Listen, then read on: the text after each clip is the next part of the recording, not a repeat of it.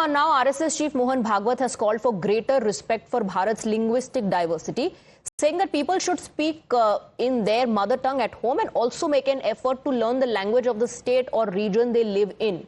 Addressing a gathering in Chhattisgarh's Raipur, Bhagwat said that all languages of India are national languages and carry equal importance, emphasizing that linguistic inclusivity is essential for national unity. Let's listen into the reaction. तो हमको कम से कम अपने घर के चौखट के अंदर भाषा अपनी बोलनी चाहिए। अपने देश में अनेक भाषाएं हैं, सबको समझ में आए इसलिए कोई एक व्यवहार भाषा चाहिए, वो भी मैं सीख लूंगा। और जिस प्रांत में मैं रहता हूं वो अगर दूसरा प्रांत है तो वहां के लोगों की भाषा भी मैं सीख लूंगा, क्योंकि सारी भारत की भाषाएं अपनी राष्ट्र भाषाएं हैं, उनका मूल एक है।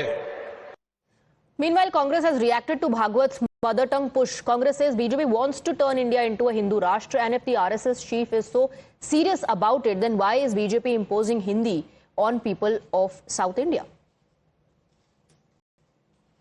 देखिए, मोहन भागवत और प्रधानमंत्री दोनों अपनी अपनी छवि बनाने पे लगे। दोनों को इस बात की परवाह ही नहीं है कि वो जो कुछ बोलते हैं वो जमीन पे उतरता भी है कि नहीं उतरता है। अगर मोहन भागवत जी ये चाहते हैं तो वो बीजेपी के लोगों से क्यों नहीं कहते कि वो जबरदस्ती साउथ के लोगों पे क्यों थोपना चाहते हैं हिंदी, जिसकी वजह से बड़ा हंगामा खड़ा हो जाता है। वहां के लोग हिंदी से नफरत करने लगते हैं। मोहन भागवत जी के बयान से कोई फर्क नहीं पड़ेगा, उन्हें अपने कैडर को, बीजेपी के नेताओं को समझाना पड़ेगा।